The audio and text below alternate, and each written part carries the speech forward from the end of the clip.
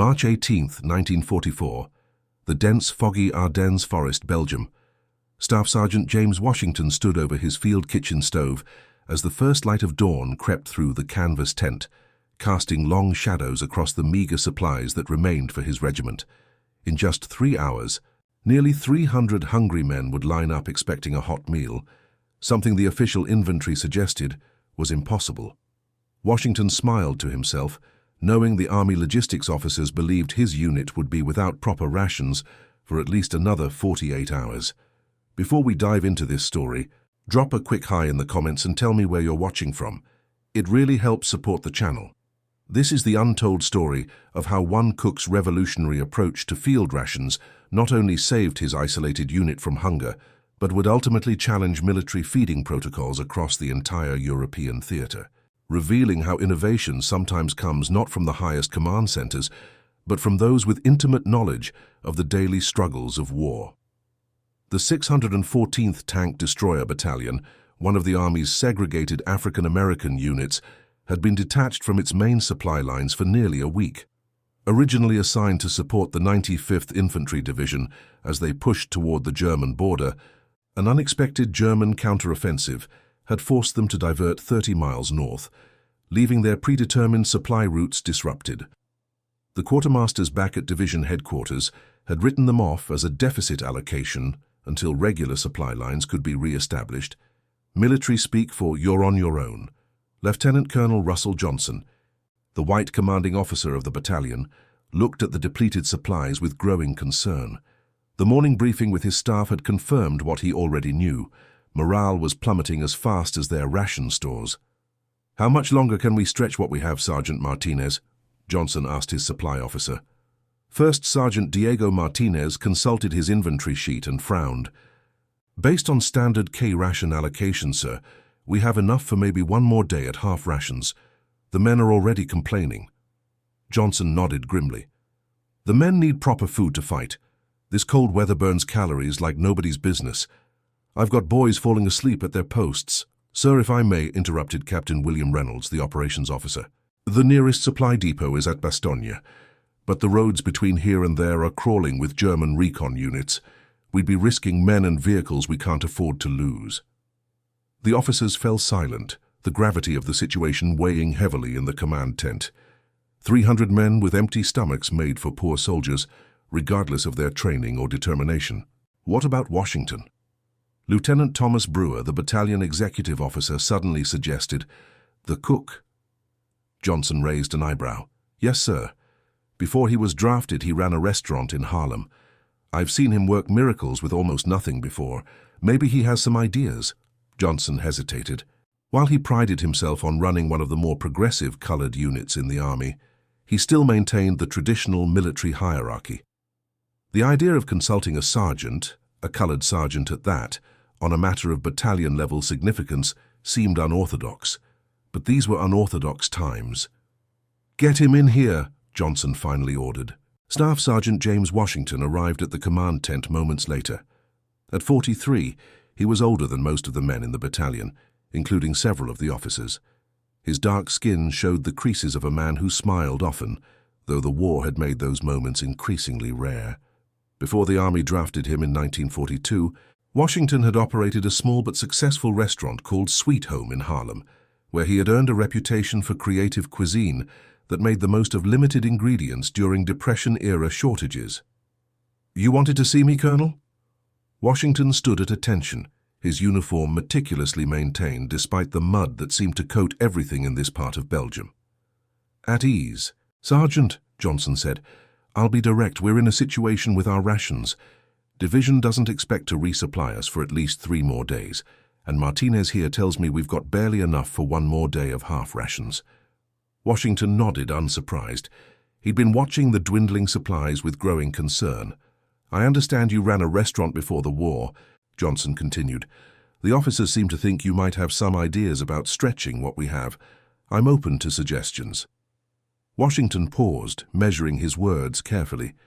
In the segregated Army, a colored, non-commissioned officer offering advice to white officers was treading on delicate ground. But hunger didn't care about the color of a man's skin. "Sir, with respect, The Army ration system is designed for efficiency in delivery, not efficiency in use, Washington began. When my restaurant faced shortages during the Depression, we developed what I call the total utilization method. With your permission, I believe I could adapt that approach to our current supplies and potentially extend them by 3, maybe 4 days. The officers exchanged skeptical glances. Martinez scoffed quietly. 4 days from what we have left, that's not possible according to the Army feeding manuals, Martinez objected. Washington stood his ground. The manuals assume standard preparation methods, sir. They don't account for recombination techniques or proper utilization of what most cooks discard. Colonel Johnson studied Washington's face, looking for any sign of overconfidence or deception. Finding none, he made his decision. You have 24 hours to demonstrate this method, Sergeant. If it works, we'll implement it until resupply arrives. If it doesn't, he left the consequence unspoken. Thank you, sir. I'll need full authority over the kitchen operations and temporary reassignment of 3 men to assist me, Washington requested. Granted, Johnson replied, but I want results by tomorrow's breakfast. As Washington left the command tent, he heard Martinez mutter to Reynolds, "The colonel's putting an awful lot of faith in a cook." Washington pretended not to hear. He was used to being underestimated. Back at the field kitchen, Washington assembled his team. Private First Class Marcus Green, a former butcher from Chicago. Corporal Henry Wilson, who had worked in his family's grocery before the war, and Private Samuel Johnson, a farm boy from Georgia with a knack for foraging. These 3 men had worked under Washington in the kitchen before and understood his exacting standards. "Gentlemen, we have a mission," Washington began, pacing before them with the authority of a general addressing his troops. "The battalion is critically low on rations, and we've been tasked with extending what we have for as long as possible. We're going to implement what I call the total utilization method." "What's that mean exactly, Sarge?" asked Private Johnson. "It means we're going to use every single part of our rations in ways the Army never intended," Washington replied with a smile. "First, I need an exact inventory of everything we have, down to the last crumb. Nothing gets overlooked, not empty cans, not coffee grounds, not even the wax paper from Ration packages." The men exchanged puzzled glances, but set to work immediately. Within 2 hours, they had assembled a complete inventory of the remaining supplies. 127 Ration packages, 43 pounds of dehydrated potato flakes, 62 cans of various vegetables, 38 pounds of coffee, 17 pounds of sugar, 22 pounds of flour, 8 pounds of salt, 12 pounds of dried milk, 13 pounds of lard, 9 cans of powdered eggs, 4 cases of sea rations, 18 pounds of rice, 15 cans of meat, 7 pounds of dehydrated soup mix, and miscellaneous spices and condiments. Washington studied the inventory with intense concentration, making calculations in a small notebook he carried. According to standard Army allocation, this would barely feed the battalion for 1 more day. But Washington saw potential others missed. "Private Johnson, I need you to take 2 men and forage in the surrounding area. Look for wild onions, mushrooms, any edible plants. There's a farmhouse about 3 miles east that the Germans evacuated yesterday. Check if they left any root vegetables in storage." "That's outside our perimeter, Sarge," Green pointed out. "I've already cleared it with the colonel," Washington assured him. "Corporal Wilson, start breaking down all the K rations. Separate everything by category, crackers with crackers, meat with meat, and so on, even the smallest items." "What about me, Sarge?" asked Green. "You're on protein extraction duty. Take all the empty meat tins and add water to them. We're going to extract every molecule of flavor. Then start grinding down the harder crackers and biscuits into a fine meal. We can use it as a thickener." As his men set to their tasks, Washington began preparing what he called his base enhancement, a concentrated stock made by simmering the empty cans of meat and vegetables with water and whatever scraps remained inside them. To this, he added the leftover coffee grounds, which, contrary to common practice, he knew still contained significant flavor compounds and added a rich color and depth to the stock. By nightfall, Washington had transformed the kitchen area into an efficient production line. The returning foraging party had been successful, bringing back wild mushrooms, some hardy winter greens, and most valuably, a sack of forgotten potatoes and turnips from the abandoned farmhouse's root cellar. "This is where the magic happens," Washington told his crew as they worked into the night. "The Army designs rations for individual consumption, but that's inherently wasteful. By pooling everything together and building a flavor base, we create something greater than the sum of its parts." The first test of Washington's method came at breakfast the following morning. Instead of the expected meager portions, the men of the battalion found themselves served a surprisingly hearty porridge. Washington had combined the powdered eggs with ground Ration biscuits, dehydrated potato flakes, and the rich stock he'd created. To this, he added finely chopped foraged greens and a small amount of the precious salt and sugar. The result was a thick, savory breakfast that, while not luxurious, filled stomachs and provided sustained energy. "What is this?" Colonel Johnson asked as he tasted his portion in the officers' mess. "I call it sunrise sustenance, sir," Washington replied, standing at attention nearby. "It utilizes 16 different components from our remaining supplies, recombined for maximum nutritional efficiency." Johnson took another spoonful, considering the flavor. "It's actually quite good, Sergeant, but one meal doesn't solve our problem. What about lunch and dinner and tomorrow?" "Already in preparation, sir. Each meal builds upon components prepared for the previous one, creating a continuous chain of utilization. Nothing is wasted." True to his word, Washington's lunch service featured what he called forager's stew, a thick, hearty soup that incorporated the remaining meat from the sea rations, enhanced with foraged mushrooms and the turnips from the farmhouse.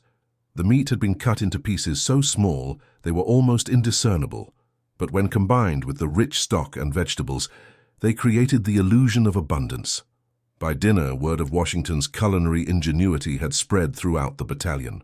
Men who had been listlessly performing their duties now lined up at the field kitchen with renewed energy and curiosity. The evening meal was Washington's masterpiece. Victory rice, a dish that combined the precious rice with minuscule amounts of meat, dehydrated vegetables reconstituted in the ever-evolving stock, and a sprinkle of spices that Washington had been hoarding for special occasions. As the men ate their dinner with unexpected enthusiasm, Colonel Johnson called Washington to his tent for an assessment. "I'll admit I was skeptical, Sergeant," Johnson began, "but you've managed to serve 3 solid meals today from supplies that should have barely covered one. Martinez is beside himself trying to understand how you've done it." Washington allowed himself a small smile. "Thank you, sir. It's simply a matter of approaching the problem differently. Can you maintain this for 3 more days until resupply arrives?" 4 days is well within reach, sir. Possibly 5, though the 5th day would be significantly reduced in quantity. Johnson nodded, impressed despite himself. "Document everything you're doing. I want a full report on this method when we're back in regular supply." "Yes, sir," Washington replied, though he wondered if such a report would receive any attention once the crisis had passed. The Army wasn't known for adopting innovations from its colored units.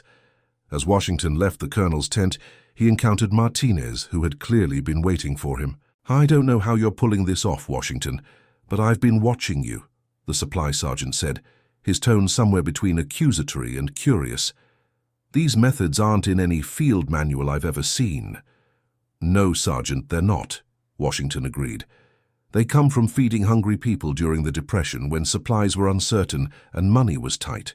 You learn to make more from less." Martinez studied him for a moment. "Show me," he finally said. "I want to understand what you're doing." Washington considered refusing. After all, Martinez had been openly skeptical of him from the start. But winning over the supply sergeant might be crucial for implementing his methods more broadly. "Report to the kitchen at 0400, Sergeant. That's when the real work begins." The next morning, Martinez arrived at the field kitchen before dawn to find Washington already at work, his sleeves rolled up as he carefully measured ingredients into a large pot. "You're actually using the coffee grounds a second time?" Martinez asked incredulously as he watched Washington add used grounds to his simmering stock. "And a third time, though by then they're mostly for color and minimal flavor," Washington explained. "The first brew extracts only about 60% of the available compounds. Most Army cooks discard grounds after one use, effectively throwing away 40% of the coffee's potential." Martinez shook his head in disbelief. That's not standard procedure. Neither is running out of food in the field, Sergeant, Washington countered. War demands adaptation. Throughout the morning, Washington explained each step of his process to the increasingly fascinated Martinez. He demonstrated how the wax paper from Ration packages could be used to trap heat and moisture when cooking, extending fuel efficiency by nearly 20%. He showed how meat tins, after being used for stock, could be dried and crushed into a mineral-rich powder that added savory depth to dishes. Even the hard candy from Rations was repurposed, dissolved into a syrup that helped preserve other ingredients and added crucial calories. In a restaurant, waste directly impacts profit, Washington explained as they worked. Out here, waste could mean the difference between a fighting-ready unit and a hungry, ineffective one. As the second day progressed, Martinez began taking detailed notes on Washington's methods. By the third day, he was actively participating in the preparation process, suggesting modifications based on his knowledge of the supply system.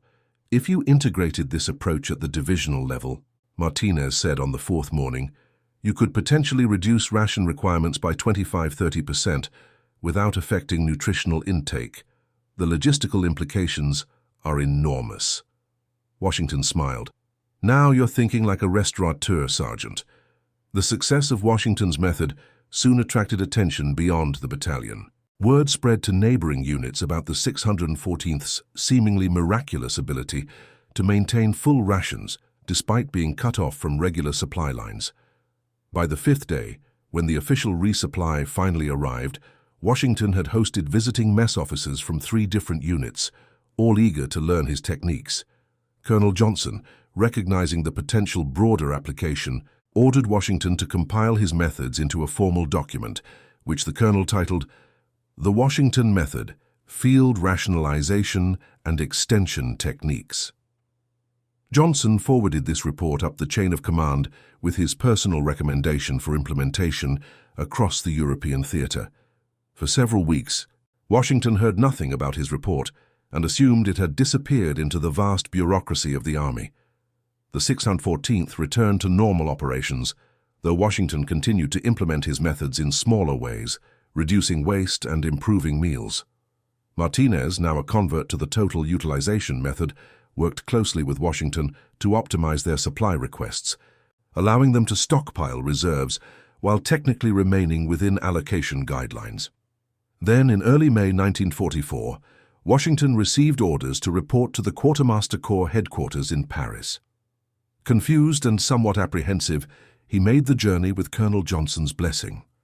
Upon arrival, Washington was surprised to be greeted not by the expected quartermaster officers, but by Brigadier General Thomas Williams, the Chief of Food Service for the European Theatre of Operations. Sergeant Washington, Williams said, extending his hand, your report has caused quite a stir in our department.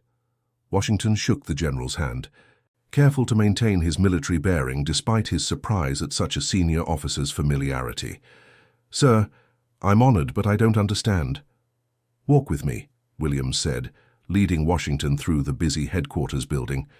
We've been facing a critical supply challenge across the entire theater. Shipping constraints mean we can deliver only about 70% of the ideal ration allocation to forward units. Your methods, if implemented broadly, could potentially solve this deficit without compromising nutritional standards. Washington felt a surge of pride, but remained cautious. My methods were developed under specific circumstances, sir. I'm not certain they would scale to theater level. Williams smiled. That's precisely why you're here, Sergeant. I've assembled a team of nutritionists, quartermasters, and field cooks. For the next 2 weeks, you'll work with them to standardize and scale your approach for implementation across all Army units in Europe. Washington was stunned. All units, sir, including white units? The general paused, seeming to understand the real question behind Washington's words. Hunger doesn't care about the color of a man's skin, Sergeant. Neither does innovative thinking. Your methods will be implemented across all units, and you will receive full credit as their developer. For the next 2 weeks, Washington worked 18-hour days with the specialized team, adapting his methods for larger-scale implementation. The resulting protocol, Officially designated Field Ration Extension Protocol W, the W quietly acknowledging Washington, was distributed to mess officers across the European theater by June 1944. The impact was significant and immediate. Units implementing the protocol reported a 27% reduction in required ration delivery without any decrease in troop satisfaction or nutritional intake. The freed-up shipping capacity allowed for the delivery of crucial ammunition and medical supplies that might otherwise have been delayed. Washington returned to his unit with a commendation from General Williams and a promotion to technical sergeant. But the true reward was the knowledge that his innovation was making a tangible difference in the war effort. The 614th, once viewed as just another segregated unit to be tolerated, gained a reputation for excellence that extended beyond their culinary achievements to their combat performance. As the war progressed toward its conclusion, Washington's methods proved particularly valuable during the final push into Germany, when rapidly advancing units frequently outpaced their supply lines. Units trained in the Washington method maintained fighting effectiveness where others might have faltered due to insufficient rations.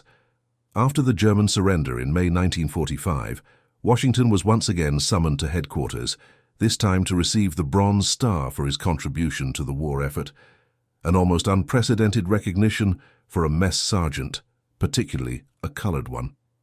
The citation specifically noted that his innovations had directly contributed to combat effectiveness and mission success across multiple units and operations.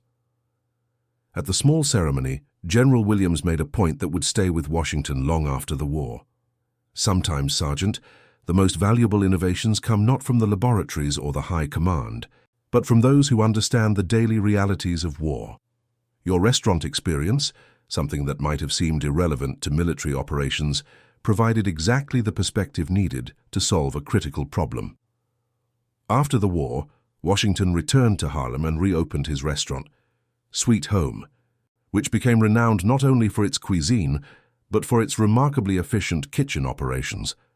The skills he had honed during the desperate days in the Ardennes served him well in the competitive post-war restaurant industry. In 1948, when President Truman signed Executive Order 9981, desegregating the armed forces, Washington was invited to the Pentagon as a consultant to help redesign the military's approach to field feeding. The protocols he had developed during the war were formalized into the standard Army field feeding system, aspects of which remain in use even today.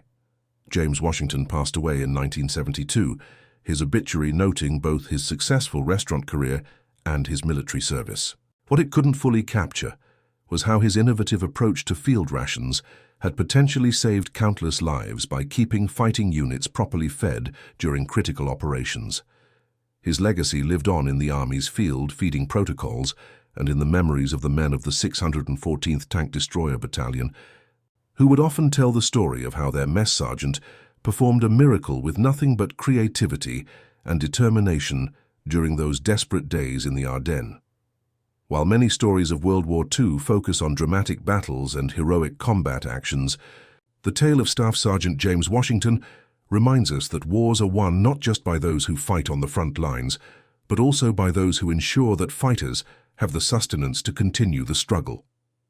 In the grand strategic picture of World War II, Washington's contribution might seem small, just one mess sergeant finding a way to stretch rations for one battalion.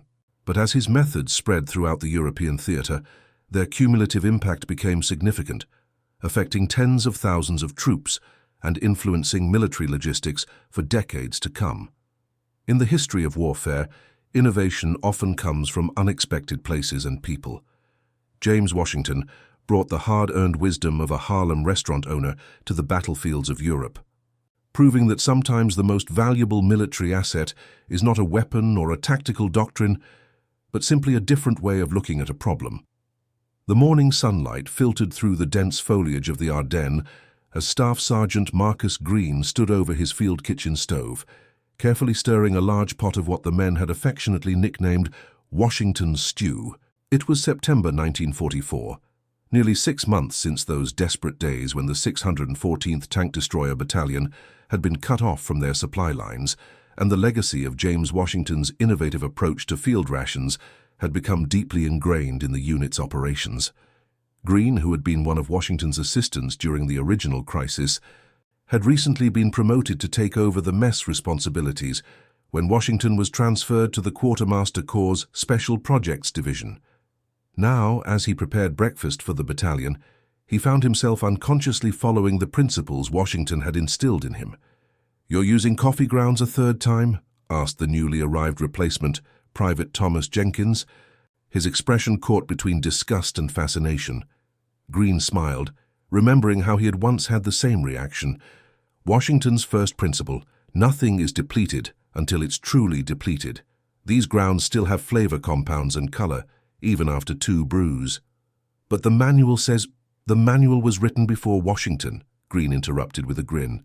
"Out here, we follow the Washington method."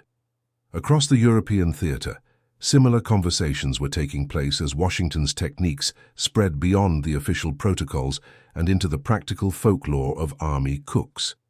What had begun as an emergency solution for one isolated battalion had evolved into a comprehensive approach to field feeding that emphasized efficiency, sustainability, and resourcefulness. Back at the Quartermaster Corps headquarters in Paris, Technical Sergeant James Washington was engaged in his own battle, not against German forces, but against entrenched military bureaucracy. Despite the proven success of his methods in the field, implementing them at the institutional level faced resistance from traditionalists who viewed any deviation from established protocols with suspicion. "The field reports are unambiguous, Colonel Parker," Washington explained, pointing to a stack of performance evaluations on the conference room table. "Units implementing the full protocol are reporting 27% reduction in supply requirements, with a 14% increase in troop satisfaction ratings." Colonel Robert Parker, the officer in charge of the Quartermaster Corps' Field Feeding Division, frowned at the reports. A career Army officer from South Carolina, Parker had initially resisted even meeting with Washington, much less taking direction from a colored sergeant. Only the direct intervention of General Williams had forced the collaboration.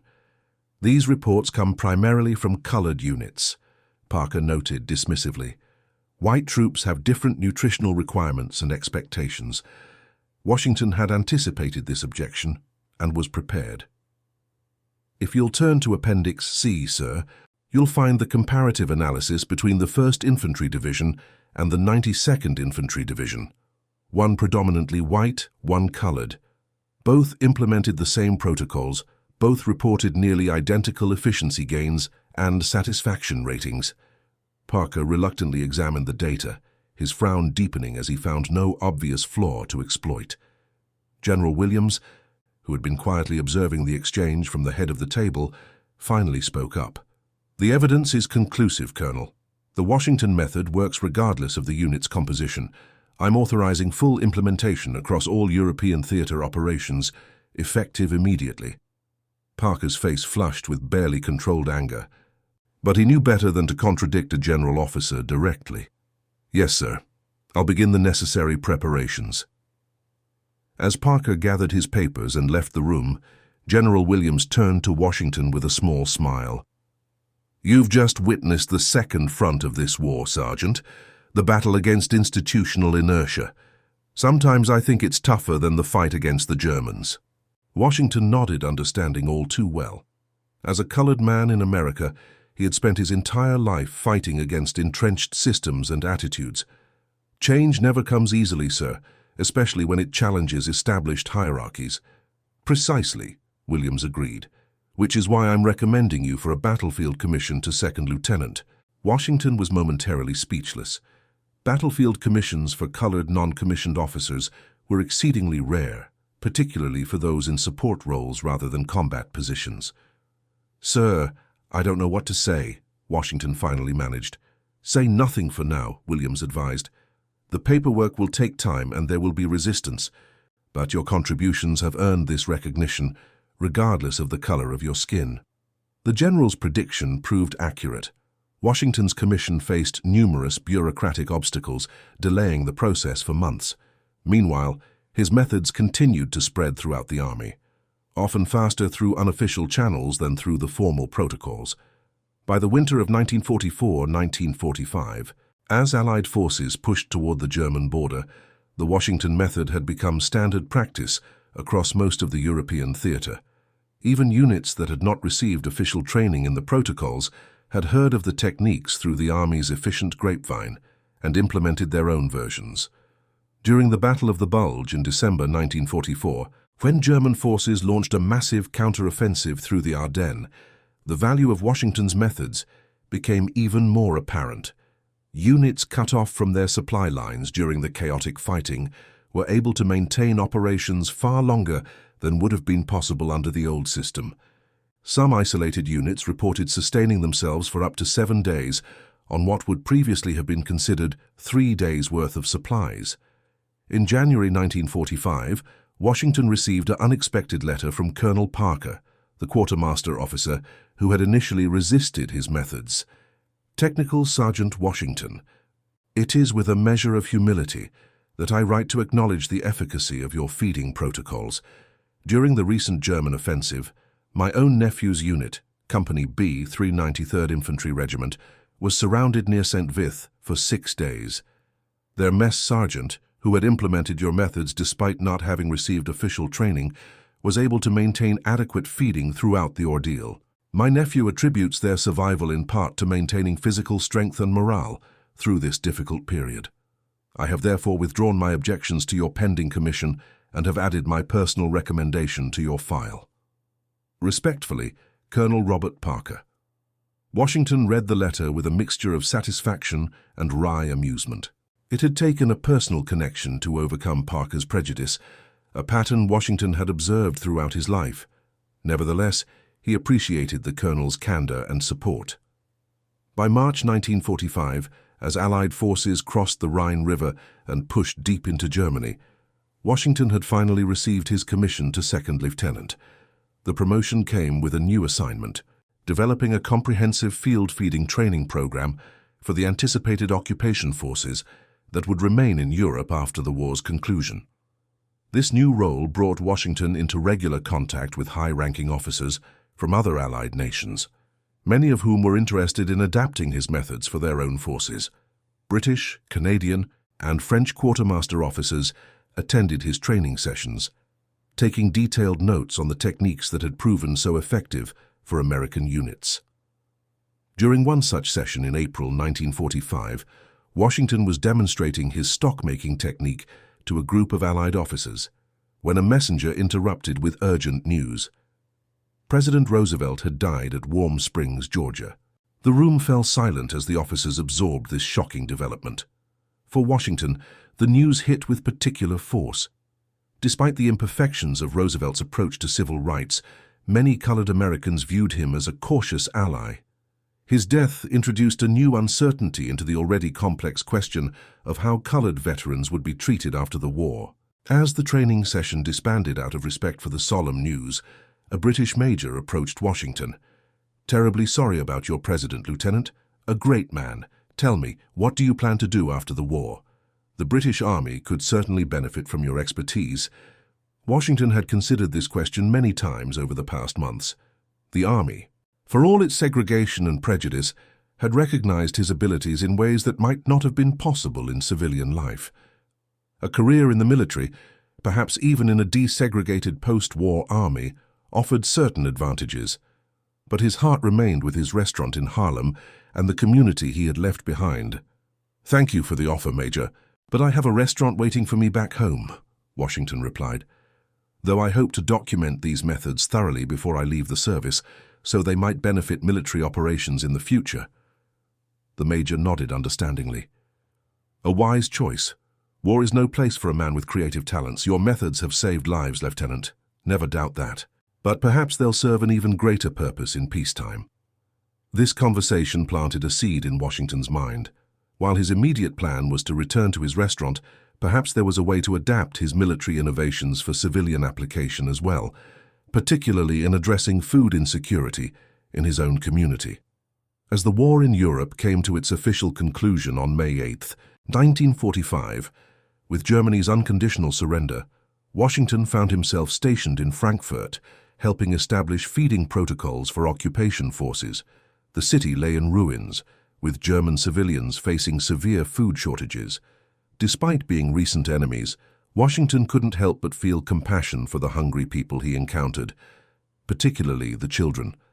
Without official authorization, but with the tacit approval of his commanding officer, Washington began implementing a modified version of his efficiency protocols in the civilian feeding centers established by the Army. By applying his techniques to the limited food aid available, the centers were able to serve approximately 30% more people with the same resources. Word of these unofficial efforts eventually reached General Lucius Clay, the deputy military governor of the American occupation zone. Rather than reprimanding Washington for exceeding his authority, Clay expanded the program, establishing what became known as the Frankfurt Feeding Initiative across the American occupation zone. This civilian application of Washington's methods caught the attention of officials from the newly formed United Nations Relief and Rehabilitation Administration, UNRWA, who were struggling with the enormous challenge of feeding displaced persons throughout Europe. In June 1945, Washington was temporarily assigned to UNRWA as a technical advisor, helping establish efficient feeding protocols for refugee camps. Eleanor Roosevelt, who had taken a deep interest in UNRWA's work following her husband's death, visited one such camp outside Frankfurt in July 1945. When informed about the innovative feeding methods being implemented, she requested a meeting with the officer responsible. Washington was understandably nervous about meeting the former First Lady, but her warm, unpretentious manner quickly put him at ease. After he explained his methods and their development during the critical days with the 614th, Mrs. Roosevelt listened intently, asking thoughtful questions about both the technical aspects and the potential broader applications. "Lieutenant Washington," she said as their meeting concluded, "what you've developed here has implications far beyond military operations. When you return to civilian life, I hope you'll consider consulting with our domestic agencies addressing food insecurity. Your expertise could make a significant difference." "I'd be honored, ma'am," Washington replied sincerely, "though I do plan to reopen my restaurant in Harlem." "The two needn't be mutually exclusive," Mrs. Roosevelt pointed out with a smile. "In fact, a successful restaurateur who also advises on feeding programs might have unique credibility in both worlds." This conversation further crystallized Washington's post-war plans. While he would indeed return to Sweet Home, his restaurant in Harlem, he would also seek ways to apply his methods to address hunger in his community and beyond. In August 1945, following the Japanese surrender and the final conclusion of World War II, Washington received orders to return to the United States for demobilization. Before leaving Europe, he completed a comprehensive manual titled Field and Institutional Feeding Efficiency, Principles and Applications, which documented his methods in meticulous detail. General Williams ensured that this manual was distributed not only throughout the Army, but also to various civilian agencies involved in mass feeding operations. Washington arrived back in New York Harbor in September 1945, one of thousands of returning veterans crowding the decks of transport ships and gazing at the Statue of Liberty with a mixture of joy, relief, and apprehension about the future. For colored veterans like Washington, the return to civilian life carried additional complications. Having served their country with distinction, many harbored hopes that their sacrifice might lead to greater equality and opportunity. Reality, however, often proved disappointing. As Washington made his way back to Harlem, still in uniform with his lieutenant's bars and ribbon rack that included the Bronze Star, he experienced the familiar pattern of discrimination. A taxi driver refused to take him uptown. A restaurant on the journey seated him near the kitchen despite empty tables by the windows, and when he stopped at a hotel to inquire about short-term accommodation until he could reopen his apartment, he was brusquely told they were fully booked.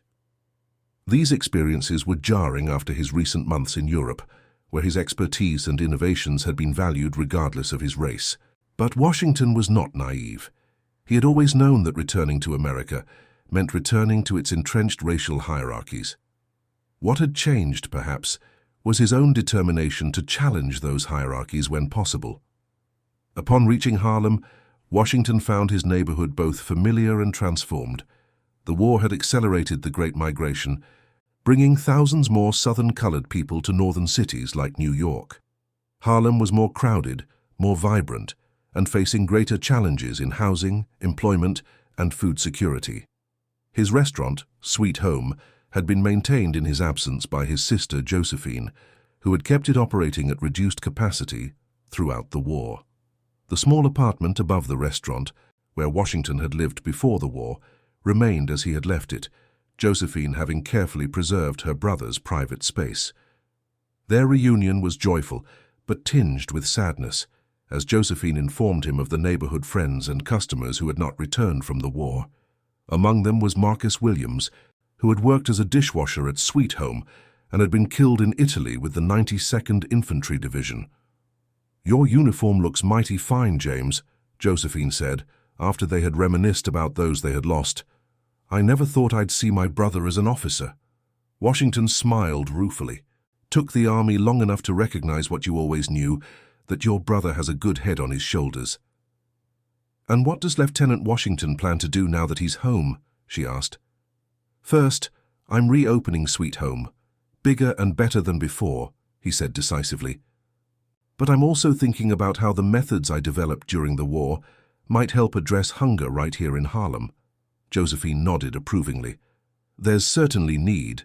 Food prices have gone up, but wages haven't kept pace. Many families are struggling, especially those waiting for their men to return."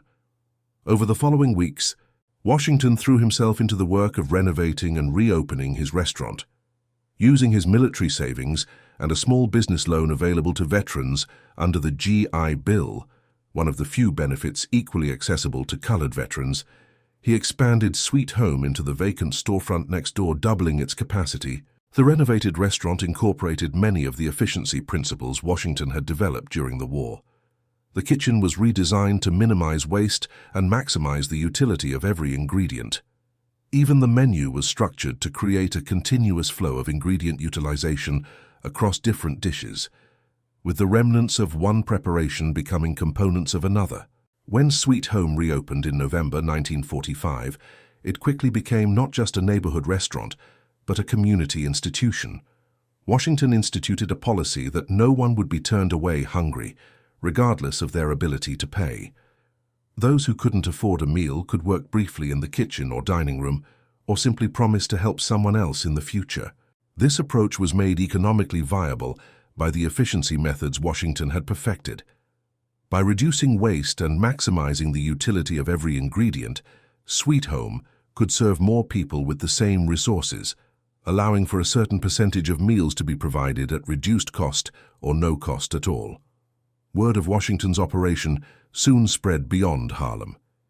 In January 1946, he received a letter from Eleanor Roosevelt, who remembered their conversation in Germany and invited him to participate in a commission studying urban food insecurity. This led to consulting roles with various government and non-profit organizations working to address hunger in American cities. By 1947, Washington had established the Urban Feeding Efficiency Institute, a small non-profit organization that trained staff from soup kitchens, school cafeterias, and other institutional feeding programs in his methods. The institute operated from a small office above Sweet Home, which by now had become a landmark establishment, known not only for its cuisine but for its community impact. Washington's work attracted attention from unexpected quarters. In March 1947, he received a visit from Colonel Russell Johnson, his former commanding officer from the 614th Tank Destroyer Battalion. Johnson, now retired from the Army, had taken a position with a large food service corporation that managed cafeterias for businesses and institutions across the country. "Your methods saved our battalion in the Ardennes," Johnson said as they shared a meal at Sweet Home. "And now they could help address efficiency challenges in institutional feeding nationwide. My company would like to hire you as a consultant at a very competitive salary." Washington considered the offer carefully. The money was substantially more than he earned from his restaurant and non-profit work combined, but he was wary of how his methods might be implemented by a profit-driven corporation. "Would your company be willing to commit to implementing these methods in a way that benefits the communities being served, not just the bottom line?" Washington asked. Johnson smiled. I anticipated that question. The board has authorized me to propose a partnership. You would retain control over how the methods are implemented, and a percentage of the efficiency savings would be directed toward addressing food insecurity in the communities where we operate. This arrangement proved satisfactory to Washington, who accepted a part-time consulting role while maintaining ownership of his restaurant and leadership of his non-profit institute. Over the following years, this corporate partnership allowed his methods to be implemented in thousands of institutional feeding operations across the country, from school cafeterias to hospital kitchens to corporate dining facilities.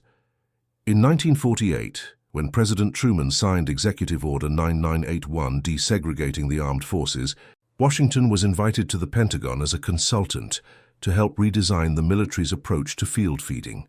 The protocols he had developed during the desperate days in the Ardennes were formalized into the standard Army field feeding system, aspects of which remain in use today.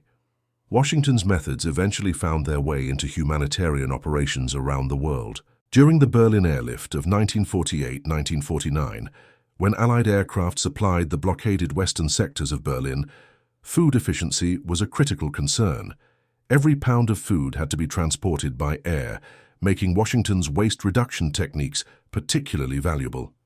His manual became required reading for the officers managing the feeding aspects of the operation. By the 1950s, James Washington had become a respected authority on institutional feeding efficiency, regularly consulting with government agencies, international organizations, and corporations. Sweet Home remained his base of operations, though he now employed a manager to handle day-to-day responsibilities while he focused on his broader work. In 1954, Washington received the Presidential Medal of Freedom from President Eisenhower, who cited his innovative approaches to addressing food insecurity and his distinguished service to the nation, both in war and peace. The ceremony at the White House was attended by several of Washington's former comrades from the 614th, including Marcus Green, who had become a successful butcher in Chicago, and Henry Wilson, who now ran his family's grocery business. Throughout the 1950s and 1960s, Washington remained active in the civil rights movement, using his prominence to advocate for equality and opportunity. His restaurant became a meeting place for civil rights leaders visiting New York, and he occasionally provided catering for movement events at significantly reduced rates, applying his efficiency methods to stretch limited budgets. In 1963, Washington was invited to participate in the planning for the March on Washington for Jobs and Freedom.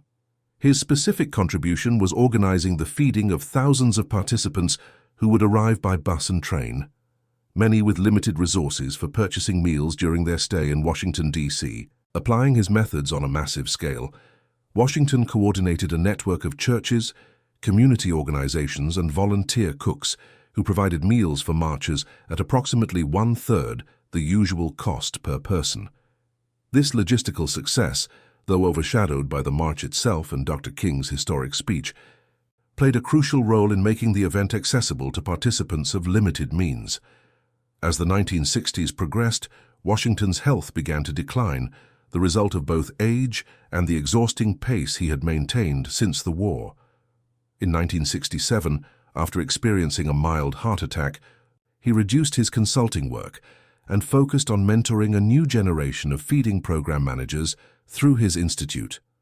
By this time, his methods had become standard practice in many institutional feeding operations, often implemented by people who had no knowledge of their origin in the desperate days of the Ardennes campaign.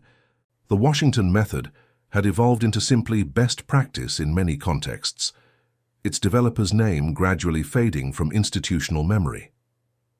James Washington passed away peacefully in his sleep on September 12, 1972, at the age of 71. His obituary in the New York Times noted both his successful restaurant career and his military service, as well as his contributions to addressing food insecurity. What it couldn't fully capture was how his innovative approach to field rations during World War II had potentially saved countless lives by keeping fighting units properly fed during critical operations, or how the same principles later helped address hunger in communities across America and around the world. His funeral at Abyssinian Baptist Church in Harlem was attended by an eclectic mixture of military officers, corporate executives, civil rights activists, and neighborhood residents, a testament to the many worlds Washington had successfully navigated throughout his remarkable life. In his eulogy, the Reverend Samuel Johnson, no relation to Colonel Johnson, who had served as a private under Washington in the 614th and later became a Baptist minister, captured the essence of the man. James Washington took the hardships he faced, as a colored man in America, as a soldier in war, as a businessman in difficult times, and transformed them into innovations that helped others. He understood that true leadership isn't about rank or title, but about finding solutions where others see only problems. Following Washington's wishes, Sweet Home continued operating under the management of his nephew, William Washington, who maintained both the restaurant's culinary traditions and its community service ethos. The Urban Feeding Efficiency Institute was reorganized as the Washington Foundation for Food Security, which continues to train institutional feeding programs in efficiency methods to this day.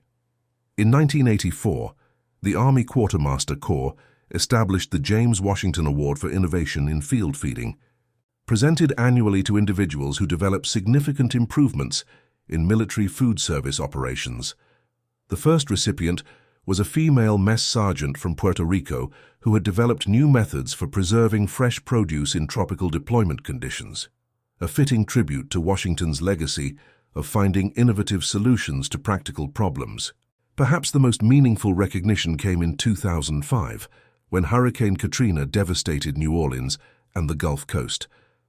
As emergency feeding operations struggled to meet overwhelming needs with limited resources, a quartermaster officer remembered Washington's methods from his training.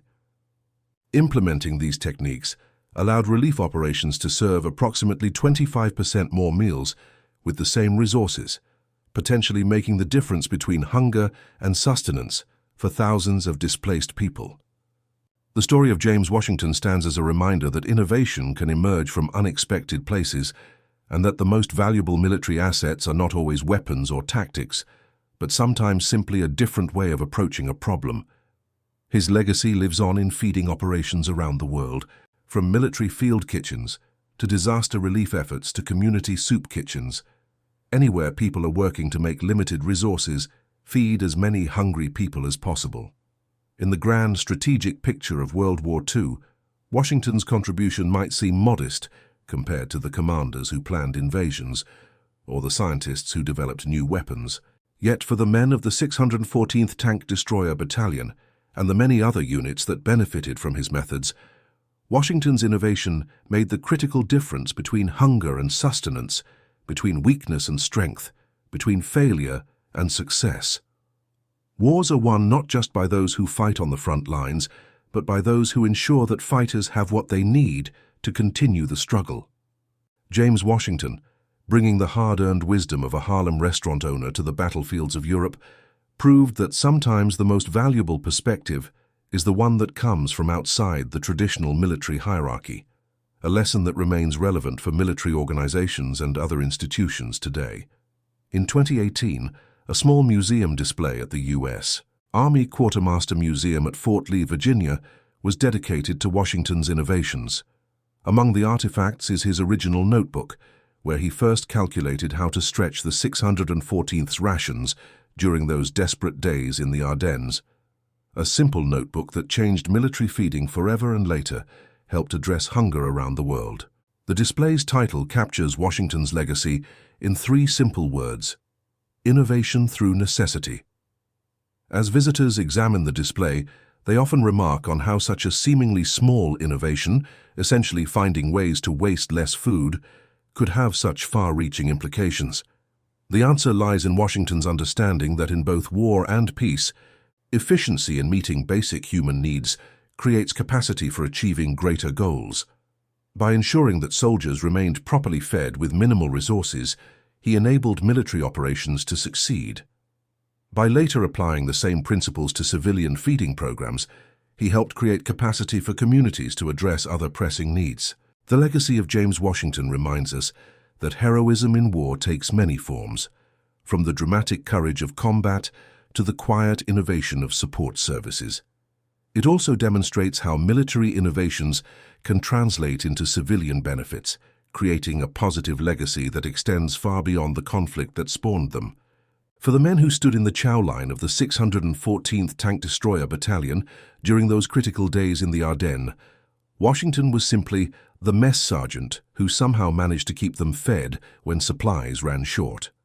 They could not have known that the methods he developed under pressure would eventually influence feeding programs around the world, helping to address hunger for generations to come. Yet perhaps they understood something essential about Washington's contribution. As one veteran of the 614th later recalled, "We called him the miracle worker because he could make something out of nothing."